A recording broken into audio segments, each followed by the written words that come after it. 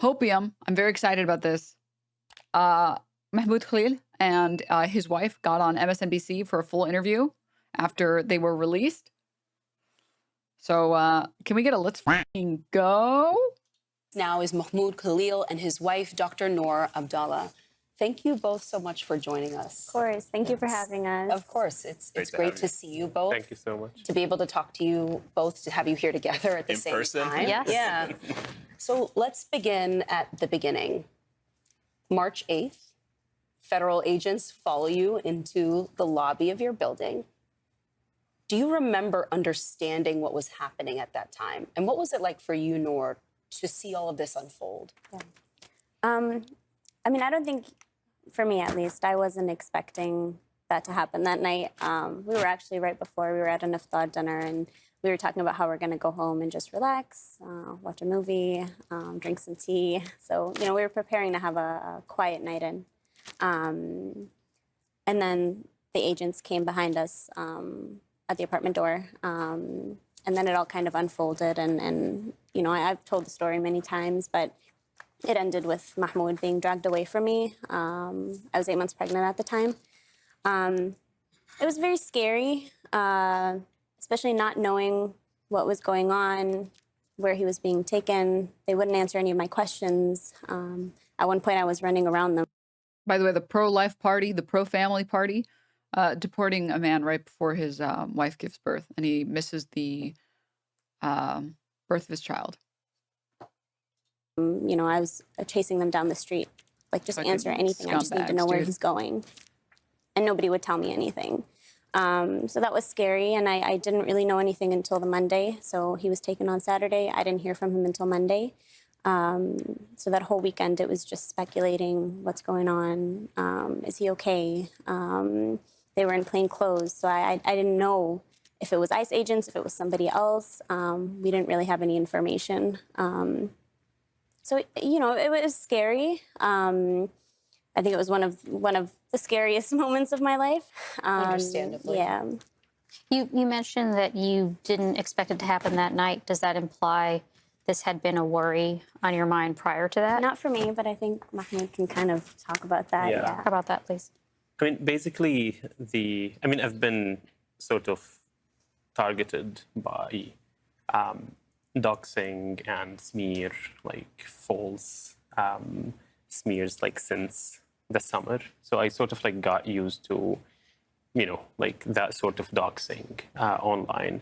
However, the 2 weeks or the 10 days prior to March 8th, there was more of a coordinated attack. Like you would see like at least 5-7 groups, like constantly posting, tweeting about me, mentioning Rubio, Trump, all these people, agencies, like to deport me.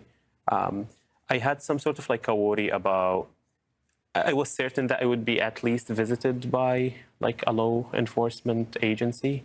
But I had that very small faith that there would be some sort of like due diligence, due process. They would, of course, they are seeing the tweets. They would go into their records.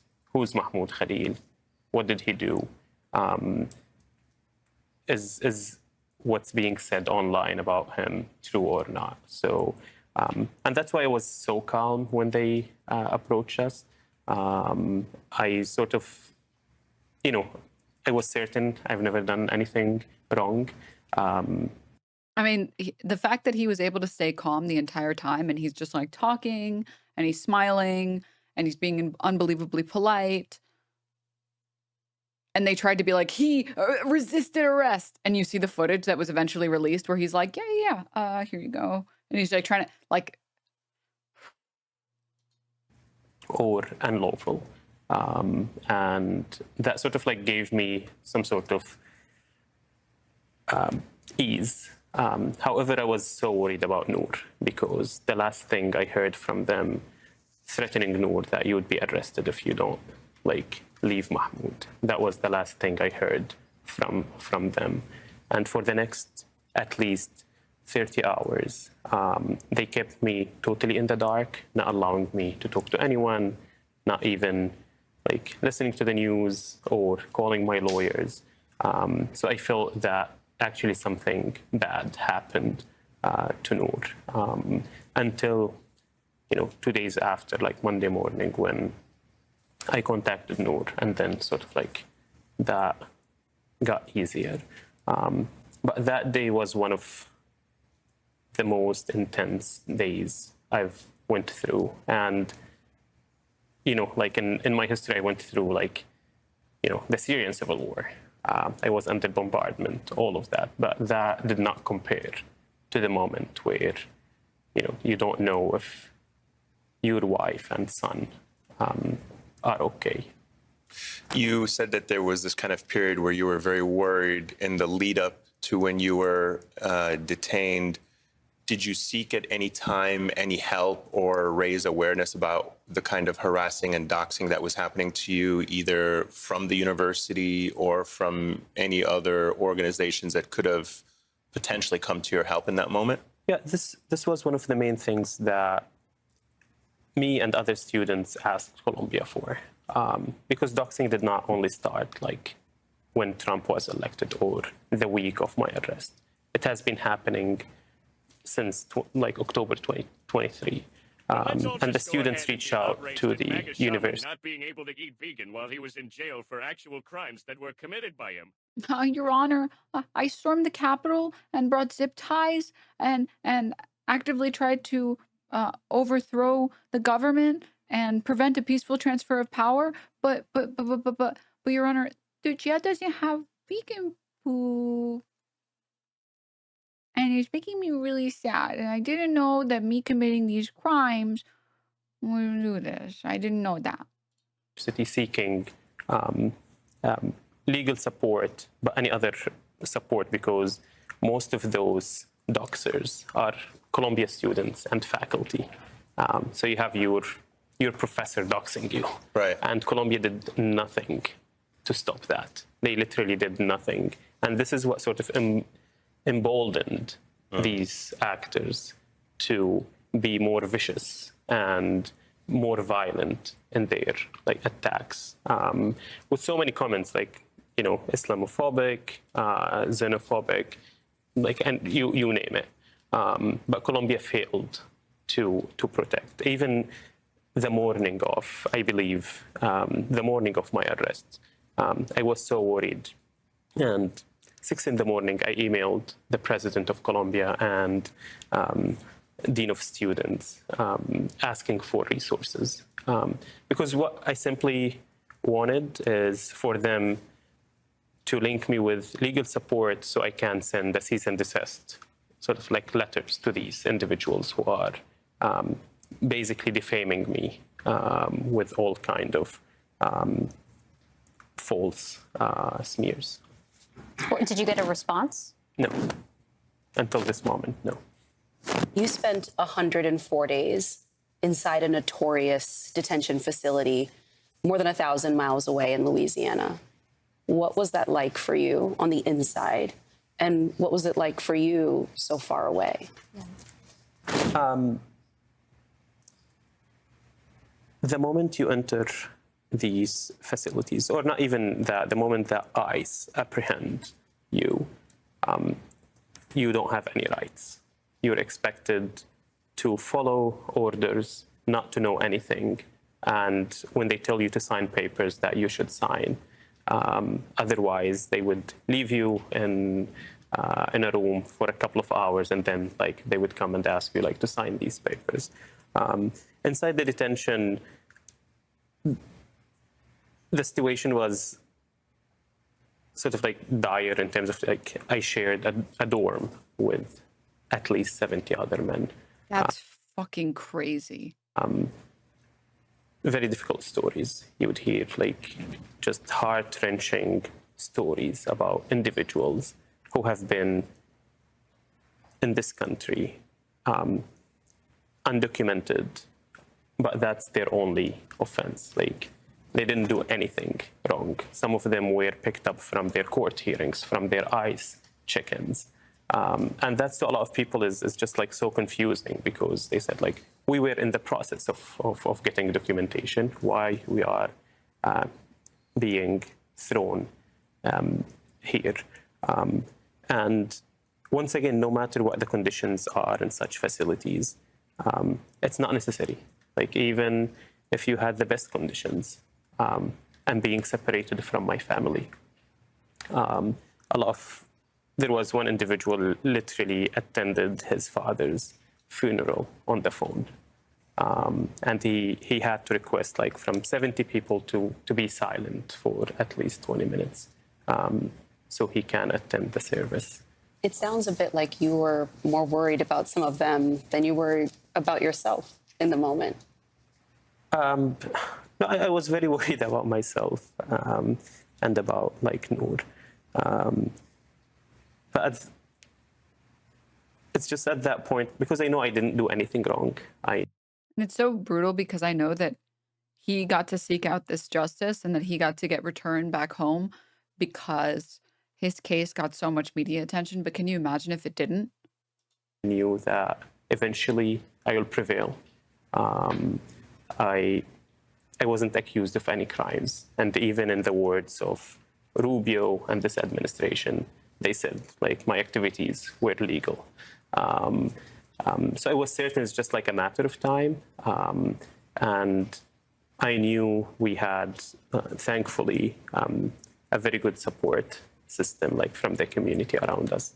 But a lot of these individuals are forgotten, literally forgotten, that there's people who spent months, more than a year, without any sort of communication from ICE or lawyers. They were just waiting for their fate, thinking that ICE may care about them. Noor, you mentioned you were 8 months pregnant at the start of all of this. What was it like going through? I mean, I know firsthand how stressful pregnancy is in the best of circumstances.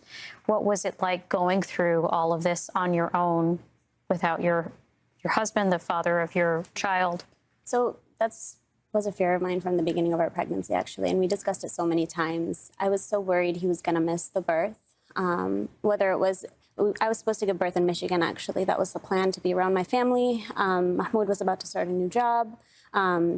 So we decided that I'm not going to go to Michigan because I want to stay close to him. I didn't even want to be an hour plane ride away from him. I didn't want him to miss anything. So we had discussed it a lot before he was taken. You know, after he got detained, it was kind of like a race against the clock for me, at least. We had a very limited time, and I needed him to be back home. So it was a fight every single day, hoping that I'm going to hear something, hoping, you know, they're going to let him out either on bail or whatever it is. Obviously, that didn't happen. But that was for the beginning of his detention. That was kind of my main focus, is I want him to be out. I want him to be there for the birth of our child. You know, when it happened, I think I had gotten to a point where I kind of accepted it. This was a week before. I actually gave birth a week. Party of family values, by the way. Early. So I think I got to a point where I was like, he's most likely not going to be home. I started to accept that.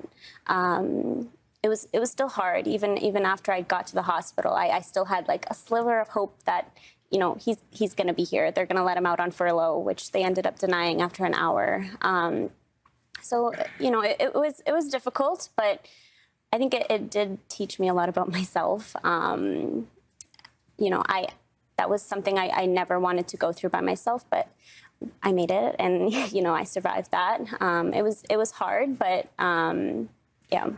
When you walked through the door with baby Dean by yourself, yeah, what was that like? Yeah. That was harder than the whole process before, the hospital and the labor. That was the hardest moment for me, the most emotional I got.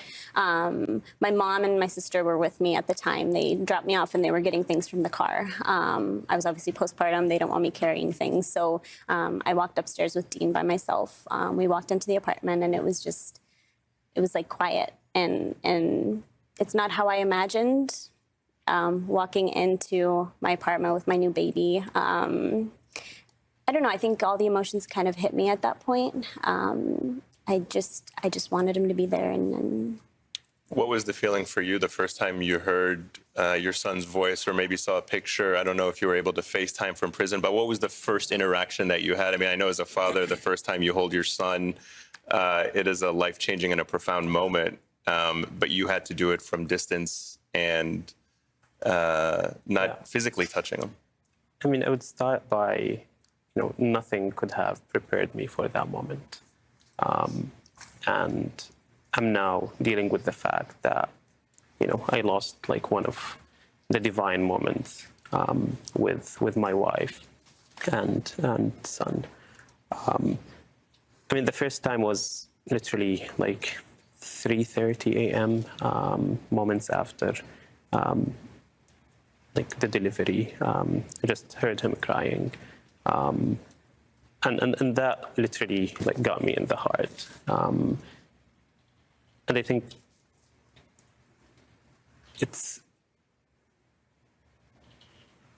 just unbelievable that someone had the cruelty to take that moment from me. And I mean, all these were different. I was able to see him the day after. There's some sort of like a FaceTime app. Like it's so different, but there's some sort of service that I could see Dean. Pointless cruelty. The cruelty is the point. I mean, have you guys seen this this story that's currently unfolding? Gaza officials say that they found crushed opioid pills inside U.S. Israel aid flour, calling it a potentially deliberate attack on public health.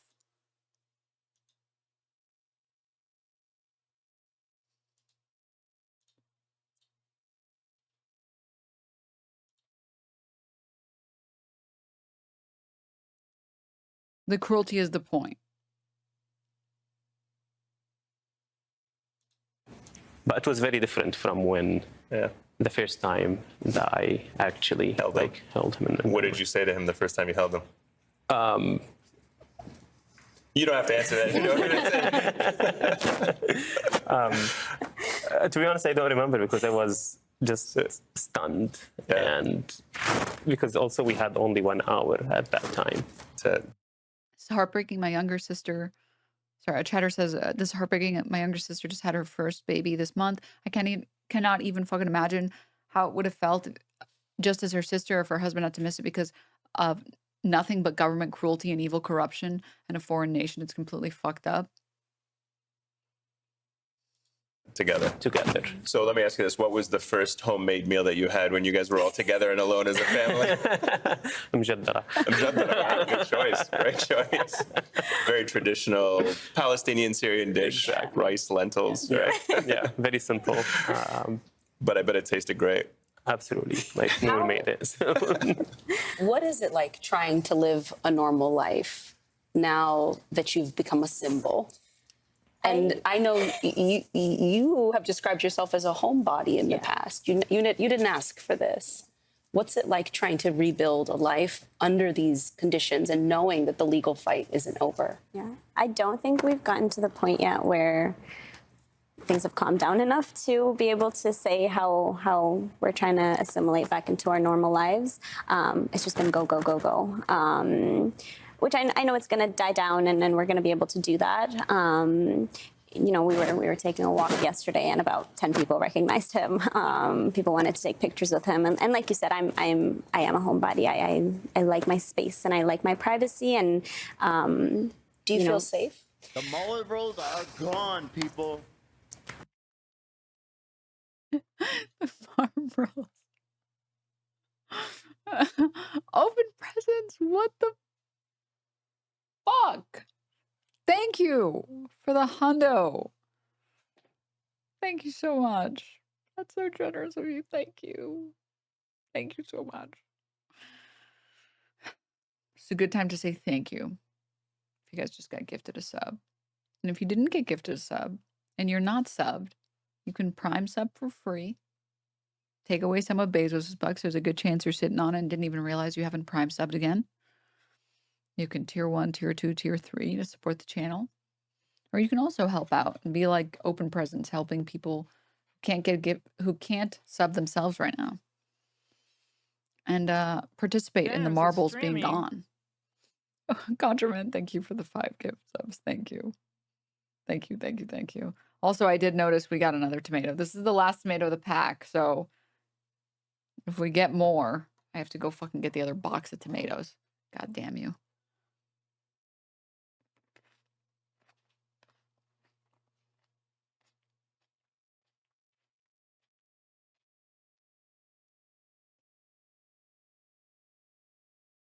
Ugh.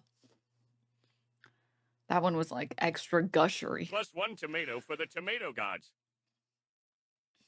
+1 tomato. Daphne, thank you for the Prime. Campfire, thank you for the tier 1. Pat Gamer, thank you for the 4 months. Thank you. And thank you again, Open Presence, for your generosity. I really appreciate it. That one looked especially bad. It was especially bad. Well, The mullet rolls are gone, people. the marbles. Holy shit, dude. Open Presence. What the fuck? Thank you.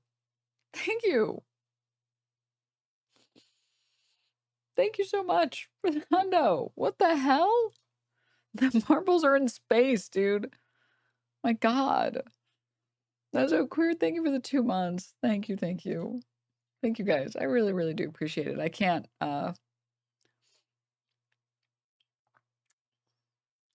do this show. I can't do this stream without you guys. The show is completely supported by your guys' support. And it means a lot that you guys help me do my little internet show. Thank you. Oh my God. The funniest part, by the way, is that you're going to get a rep at the grocery store as a huge tomato lover. Oh God, no. No. Please, for the love of God. Oh, look at the tomato lady. She's back. Damn, I never seen anyone like tomatoes that much. Oh, my nightmare, dude. Fucking Indigo Blue, thank you for the 8 months. Thank you. Only My positive baby is vibes. as old as my subgrin. Thank you for the gifted tier 1. Thank you. And thank you again, Open Presence, for your generosity. Thank you. Open Presence is actually Iranian superpower. He's actually the Ayatollah. Ayatollah Open Presence. Self-funding. Leftist creators, obviously. Radical Islamists. The same person who funded Zoran. It's true. This is fact-checked by a patriot. You can trust me. All right, I want to finish up this interview because, man, it is very heartwarming to see, like, at least, despite all the terrible shit that they put him through, that there is a happy ending to this story. That's a hard question. I don't like that he actually got to seek out some justice, that he isn't fucking rotting in some fucking El Salvador camp right now. Going on walks anymore because I'm worried. You know, so far it's been really good interactions, but I'm worried about that bad one. You know, there's a lot of support, and we've had incredible support from all over the world, but there's also been the bad side of it. I worry for Mahmoud's safety. I worry for Dean's safety. Mahmoud, you're already back out protesting, right? And now you know how much is at stake. You have a young son. You've seen what the state can do to you. How did you decide to come to that decision? Was this something you discussed together about whether you wanted to continue having some sort of public role in this fight? I don't think there's a choice where your people are being slaughtered by the day, that you would remain silent or not. It's very uncomfortable. It's very risky. But also the moral price I would pay if I remain silent. I believe it's much higher. That's why I don't consider that now, well, like I'm out, let me go about my life. And that's why I also have respect for people who do shit like this. This performance. This kneecap performance. Free, free! Free, free! Alright, but have you heard this one though? Death, death to the IDF! Death, death to the IDF! Death, death to the IDF! Death, death to the IDF! Death, death to the IDF! Hell yeah, from the river to the sea, Palestine must be, will be, inshallah, it will be free, free! And then the BBC fucking losing their shit. Starmer criticizes appalling Bob Villain IDF chants. Prime Minister has condemned UK punk duo Bob Villain for urging death to Israeli troops in what he calls appalling hate speech. Oh, why would anyone ever want the people who actively record and post their war crimes on TikTok to die? Why would you ever be okay with people who are troops who are cheering on the death and destruction in Gaza? Why would you ever want that? Ever? How could you? Glastonbury Festival organizers have also said that they were appalled after frontman rapper Bobby Villain led chants of Free Free Palestine and Death to the IDF. A BBC spokesperson previously said some of the comments were deeply offensive, adding it had issued a warning on screen about very strong and discriminatory language. The set will not be available on BBC iPlayer. There's no excuse for this kind of appalling hate speech. Well, I'm glad they're taking the time to talk about the unbelievable behavior of these people talking about the IDF instead of, the actions of the IDF. Why would they talk about the actions of IDF? Don't be ridiculous. What the hell? What's wrong with you? Talking about the actions of the IDF would be anti-Semitic, you fucking idiots. Unbelievable.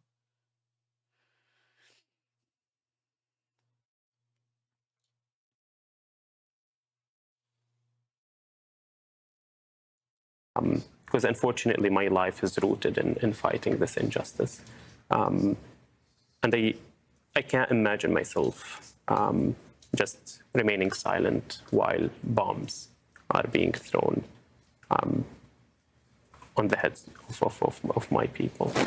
I think people also ask that question a lot, and I how do you feel? Or did you guys have that discussion? And, just to amplify what Mahmoud is saying, I don't think it's a discussion that needs to be had. I think, it's his moral compass, and it's a fight that we have to fight, and it's something that's very important, and everybody should be going out there and protesting and against this genocide.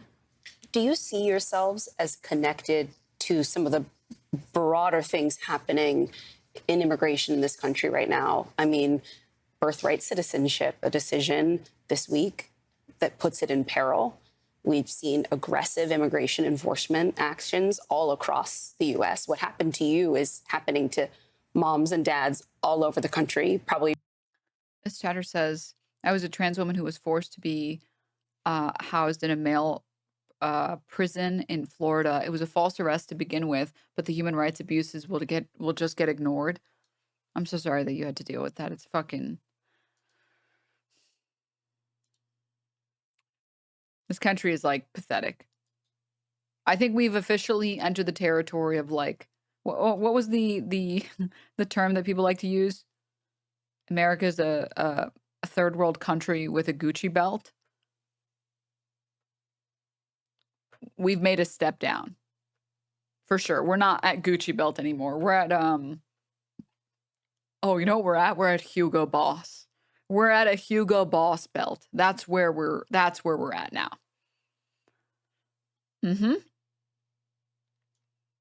That is the territory we're at now.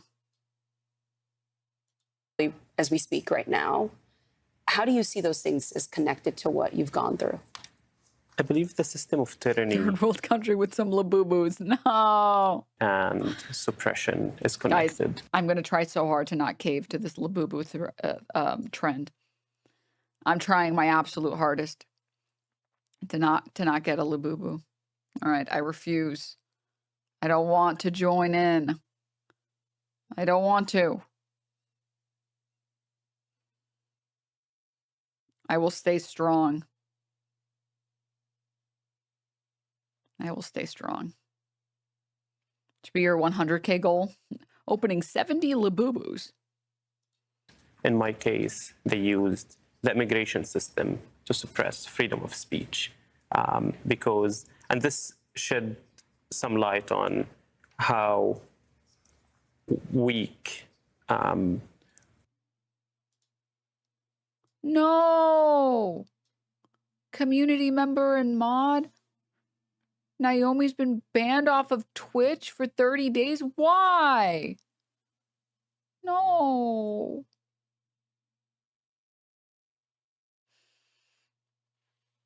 We'll see you in 30 days. No. Now, of course, you shouldn't because it's probably against Twitch rules. But if you make another account, oh, you have. Oh, thank goodness. It's okay. I'm here, Denims. Oh, good. Well, it's a good thing Naomi isn't here with us. Obviously.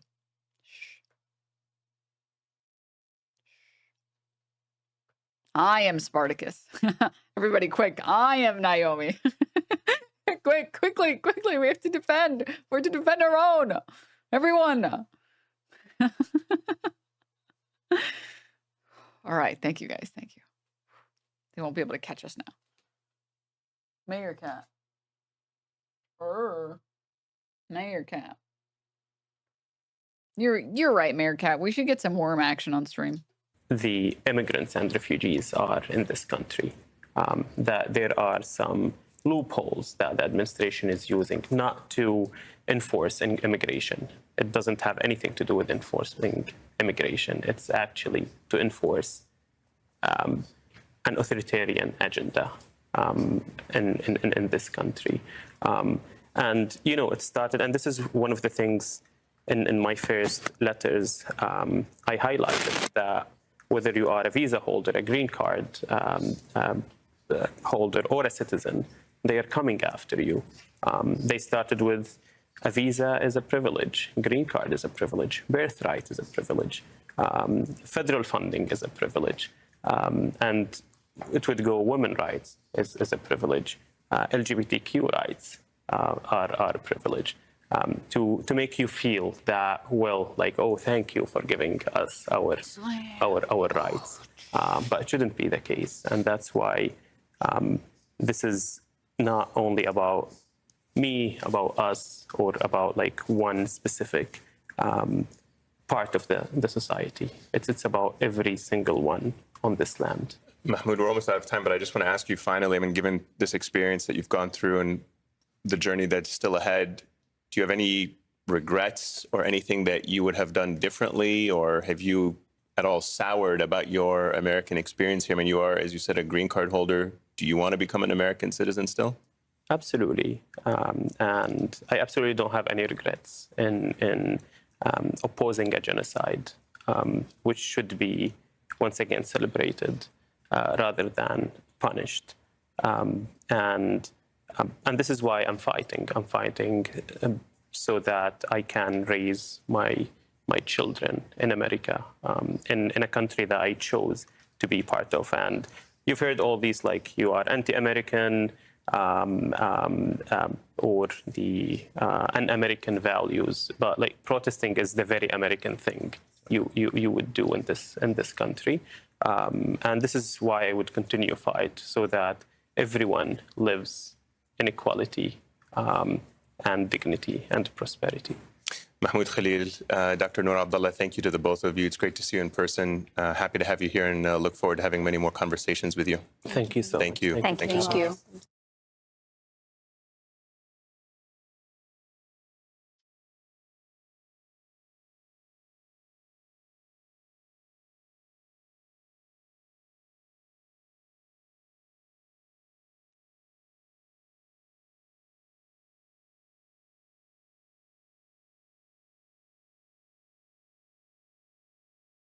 Sorry, I started stimming.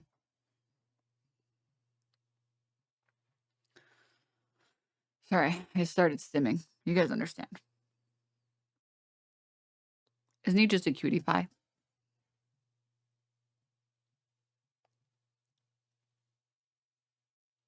Isn't he just the world's biggest cutie pie? Breaking. Ethan is suing Wormy. No! Unfortunately for him, Wormy will raise $6,000 in 6 seconds. Which means she will raise $1 billion in 1 billion seconds. And her case is the strongest. She's just going to sit in front of the judge and go, "Mow." And the judge is going to be like, "You're innocent." Straight to prison. Straight to prison with your lawyer, Ethan. I cannot believe you would even try to bring a case against her. Disgusting. This is unbelievable that you would try and sue this adorable gray cat. Mow.